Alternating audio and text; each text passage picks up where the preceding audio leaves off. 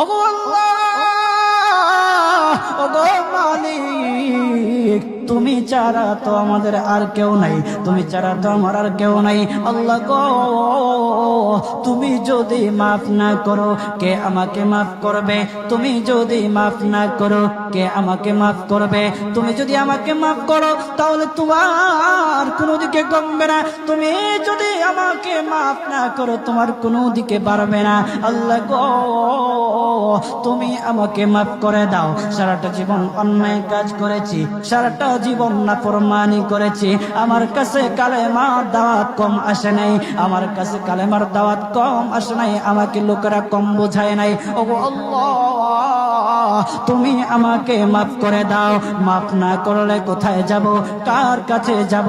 বাবা যখন মারে তখন মার কাছে আশ্রয় নেওয়া যায়, মা যখন প্রহার করে তখন বাবার কাছে আশ্রয় নেওয়া যায়, বাবা মা যখন প্রহার করে তখন দুনিয়ার কারো না কারো কাছে আশ্রয় নেওয়া যায়।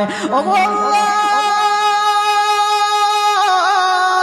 ওগো মালিক, তুমি যদি আমাকে মারো, তুমি যদি আমাকে আযাব দাও, ওগো আল্লাহ, কার কাছে যাব, কার কাছে গিয়া মাফ চাইবো? ওগো আল্লাহ, মেহেরবানি করে মাফ করে দাও। এইরকম কান্না করতেছে, কান্না করতেছে, চোখের পানি তার এমন ভাবে পড়তেছে, দাড়ি ভিজতেছে, দাড়ি ভিজে জমিনের মধ্যে চোখের পানি পড়তেছে, কান্না করতেছে। বান্দাটা কান্না করতে করতে করতে করতে আমার আল্লাহর কাছে এমন গ্রহণযোগ্যতা অর্জন করেছে, মহান আল্লাহ রাব্বুল আলামিন তার ডাকে সাড়া দিয়া তার জিন্দেগির সব গুনাহ মাফ করে দিয়েছেন। হযরত মূসা আলাইহিস